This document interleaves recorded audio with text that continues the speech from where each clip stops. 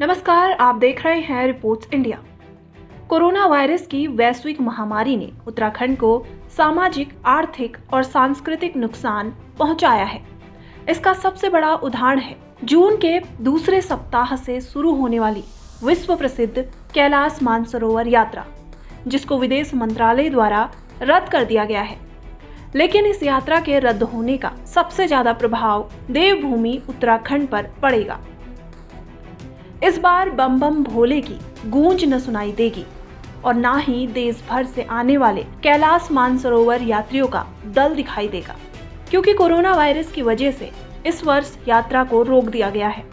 लिहाजा आस्था पर भी कोरोना वायरस का ये असर भारी पड़ता दिखाई दे रहा है। खासकर उत्तराखंड में, जो न सिर्फ देवभूमि है बल्कि विश्व प्रसिद्ध कैलाश मानसरोवर यात्रा की शुरुआत यहीं से होती है। हर वर्ष 12 जून से कैलाश मानसरोवर यात्रा की शुरुआत होती है। सेकेंड बैच गुंजी चौकी से कला पाने के लिए प्रस्थान करते हुए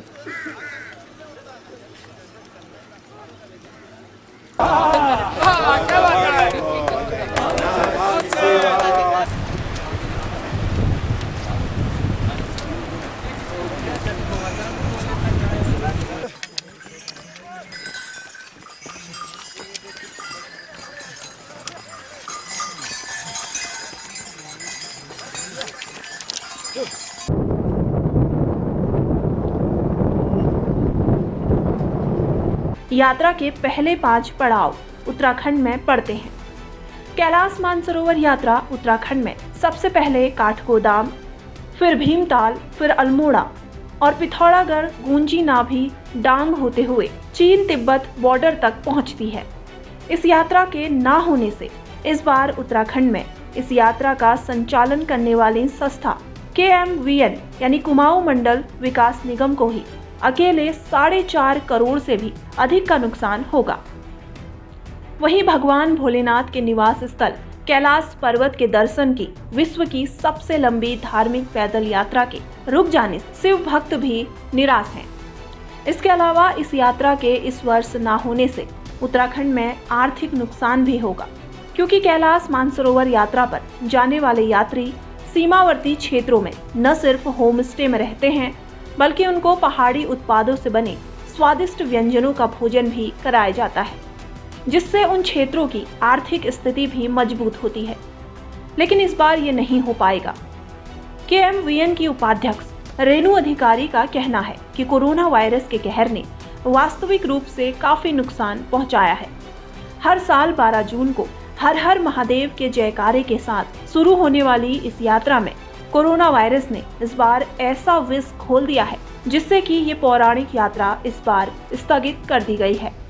ऐसे में अब शिव भक्तों को भगवान भोलेनाथ का सहारा है कि वो इस वायरस को खत्म कर सृष्टि में फिर से आस्था और धर्म की जीत का मार्ग सुनिश्चित करेंगे।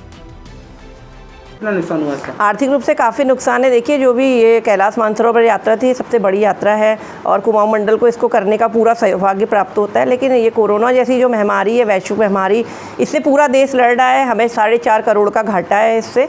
और हम लोगों की तरफ से जितनी भी व्यवस्था की जाती थी, जैसे होम स्टे की हम लोग व्यवस्था करते थे, ऐसे गाँव पड़ते थे नाभी, तो उस क्षेत्र के लोगों को रोजगार मिलता था, उस क्षेत्र का विकास होता था। कुमाऊं मंडल की तरफ से पूरा सहयोग दिया जाता था। हम लोग जो लोग रजिस्ट्रेशन कराते थे, तो उन लोगों को हम एक व्यक्ति को 950 रुपया देते थे। वो लोग एक यात्री का 3 समय की भोजन की पूरी व्यवस्था कराते थे।